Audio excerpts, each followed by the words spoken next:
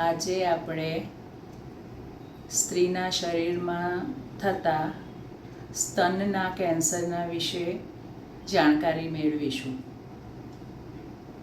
સ્તનનું cancer એ સ્ત્રીઓમાં સૌથી સામાન્ય અને પહેલા નંબરનું કેન્સર છે, એટલે આપણે એ વિશે જાણવું અતિ મહત્ત્વનું છે.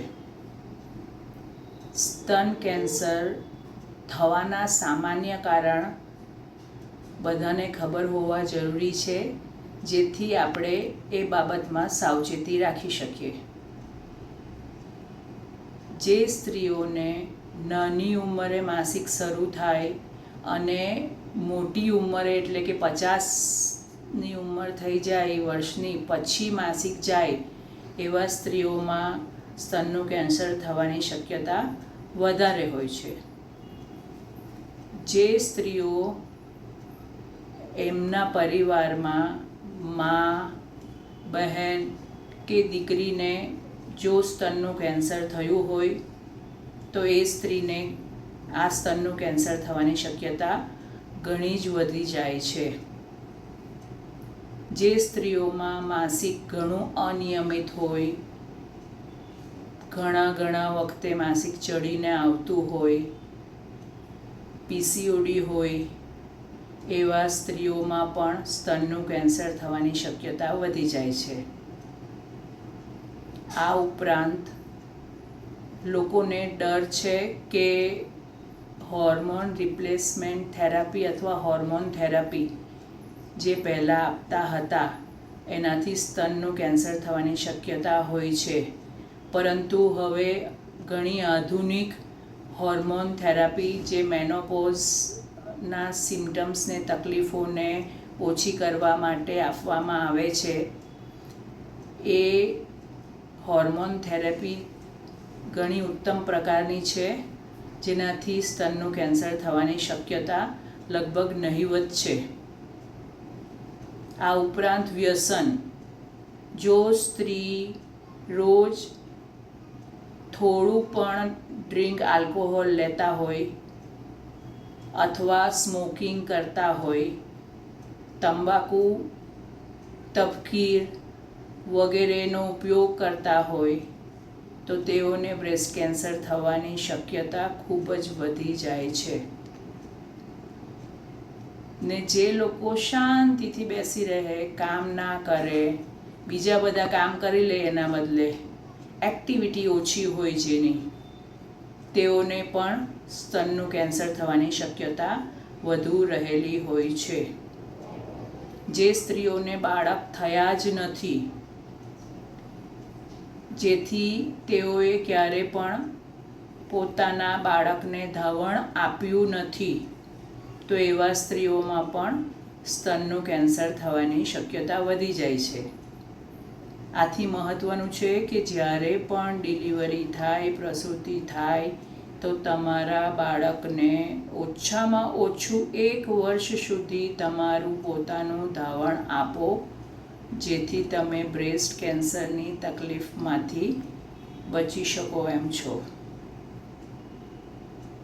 આ ઉપરાંત જ્યારે મેનોપોઝની આસપાસ શરીરમાં ચરબીનું પ્રમાણ વધે, મોટાપો થાય, તો એ સમયે એ ફેટમાંથી ઇસ્ટ્રોજન નામનો હોર્મોન વધારે બને છે અને એને લીધે પણ સ્ત્રીને બ્રેસ્ટ કેન્સર થવાની શક્યતા રહેલી છે.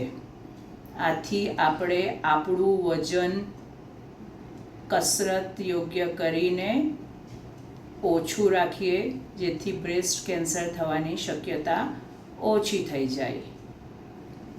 હવે આ બ્રેસ્ટ કેન્સર લગભગ 40 વર્ષ પછીની ઉંમરથી જ શરૂ થાય છે અને સૌથી વધારે શક્યતા સ્ત્રીઓની ઉંમર 50 વર્ષની થઈ જાય છે પછી એ કેન્સર થવાની શક્યતા વધી જાય છે.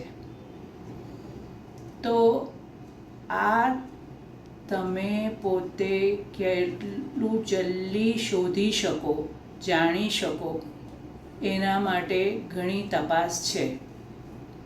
એમાં અમે સામાન્ય રીતે સમજાવીએ છીએ કે તમારી ઉંમર જ્યારે 30 વર્ષની થઈ જાય ત્યાર પછી દર 3 વર્ષે તમારે તમારા ગાયનેકોલોજીસ્ટ ડૉક્ટર પાસે અથવા સર્જન ડૉક્ટર પાસે જઈને તમારા સ્તનનું વ્યવસ્થિત રીતે ચેકઅપ કરાવવાનું તથા એ ડૉક્ટર તમને શીખવે એ રીતે સેલ્ફ બ્રેસ્ટ એક્ઝામિનેશન એટલે કે જાતે સ્તનનું ચેકઅપ તમારે કરવાનું.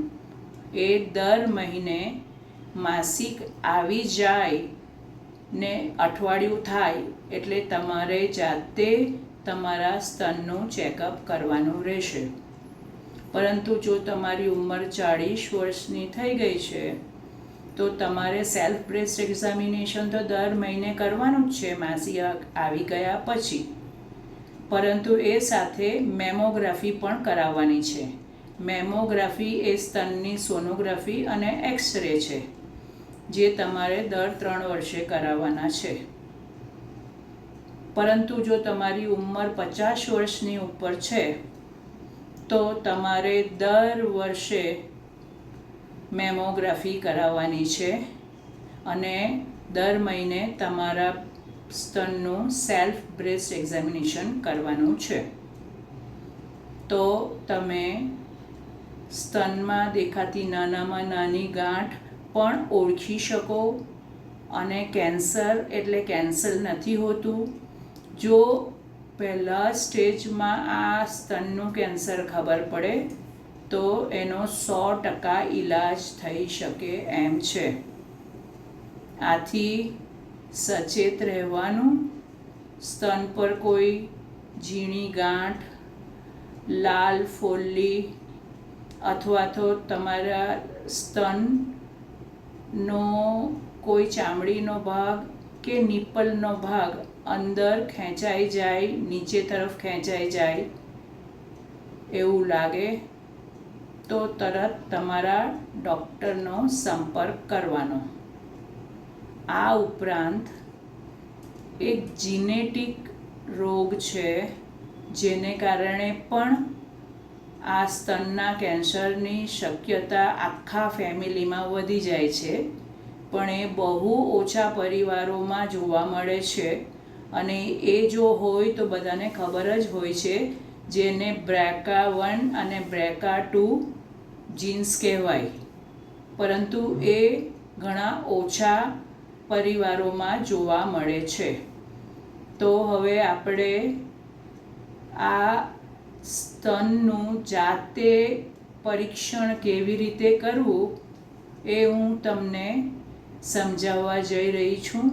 એ વ્યવસ્થિત રીતે સમજજો અને એ પ્રમાણે માસિક આવી ગયા પછી અઠવાડિયા બાદ દર મહિને આ ચેકઅપ કરજો. જ્યારે પણ તમારે સ્તનનું ચેકઅપ કરવાનું છે તો સૌ પ્રથમ તમારે મોટા અરીસા સામે ઊભા રહેવાનું નહાવાના સમયે અને હાથ ઊંચા કરીને તમારે અરીસામાં જોવાનું છે કે તમારા સ્તનમાં નિપ્પલ અંદર જતું નથી, કોઈ ચામડીનો ભાગ અંદર ખેંચાતો નથી, સ્તનના કોઈ ભાગમાં કોઈ ગાંઠ જેવું વધારે લાગતું નથી, કોઈ ભાગમાં સોજો કે ઉપસેલો લાગતો નથી. એ જોવું મહત્ત્વનું છે. પછી હવે તમારે કઈ રીતે ચેકઅપ કરવું તો પહેલું સમજો કે આ જે અહીંયા દેખાય છે આપણા દરેકને હોય છે એને કહેવાય કોલર બોન. જ્યાં આપણે શર્ટ પહેરીએ તો કોલર આવે છે, તો આ કોલર બોનથી લઈને આ સેન્ટર પકડો તો અહીંયા આખું સેન્ટર અને સ્તનનો જ્યાં નીચે પતી જાય તે સ્તનનો નીચેનો ભાગ. પછી આ હાથ ઊંચો કરવાનો, આ બગલ છે, બગલના સેન્ટરમાં જોવાનું, લાઈન દોરવાની. આટલો ભાગ જે છે અહીંયાથી આ તમારા સ્તનનો ભાગ છે. તેવી જ રીતે બીજી તરફ. તો હવે દરેક સ્તન ચેકઅપ કરતી વખતે તમારે આ કોલર બોનથી શરૂઆત કરવાની છે અને શરૂ કરશો તો ધ્યાન આપજો કે આ જે તમારા આંગળાના ટેરવાથી નથી કરવાનું, પણ આંગળાના આ ભાગથી કરવાનું છે ને દબાણ આપીને કરવાનું છે ને ગોળ ગોળ ફેરવાનું છે આમ, જેથી તમને થોડું પ્રેશર આપવાનું અને ગોળ ગોળ ફેરવવાનું, જેથી તમને નાની ગાંઠ હોય તો પણ ખબર પડે. ક્યારે પણ આમ ચેક કરશો નહીં બ્રેસ્ટને, નહીં તો હંમેશા ગાંઠ લાગશે જ, કારણ કે એમાં જે ટિશ્યુ હોય જે તે તમને ગાંઠ જેવી લાગશે, પણ એ નોર્મલ ટિશ્યુ છે. તો આ આપણે અહીંયાથી શરૂ, પહેલાં ઉપરથી નીચે જવાનું. આ હું કરું છું તે જો, દબાણ આપીને જોતા જાઓ. જો સૂઈને કરવાનું, આ તમારે નીચે આવતા જવાનું, બરાબર? આખું જ ચેક કરતા જવાનું. સેન્ટર સુધી અહીંયા આવવાનું. બ્રેસ્ટમાં પણ આખા ભાગમાં બરાબર પ્રેશર આપીને જોઈ લેવાનું. અહીંયા બગલના સેન્ટરના ભાગ સુધી આવવાનું. લાઇનમાં ઉપરથી નીચે આવતા જવાનું, જેથી તમારો કોઈ પણ ભાગ છૂટી ન જાય, આવી રીતે, બરાબર?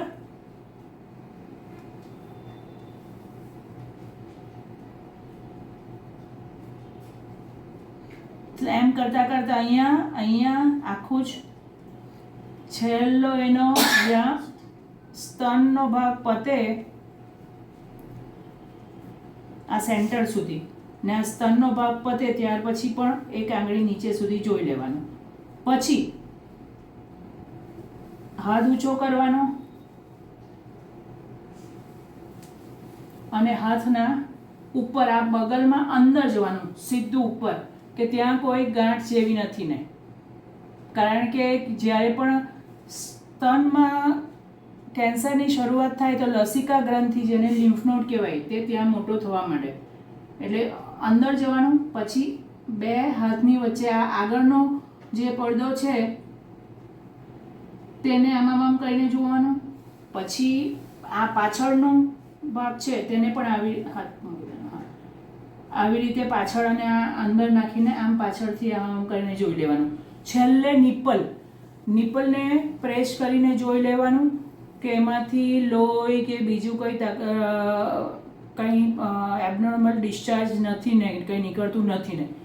જે અહીંયા ચેકઅપ કર્યું એ જ ત્યાં ચેકઅપ કરવાનું. અહીંયા પણ કોઈક વાર થોડું આ કોલર બોન છે તેની ઉપર પણ જરા તરા જોઈ લેવાનું આપણે ક્યારે પણ. તો આ ભાગ તમારા સ્તનનો છે, આખો સ્તનનું ચેકઅપ થવું જોઈએ દર મહિને, બંને સ્તનમાં.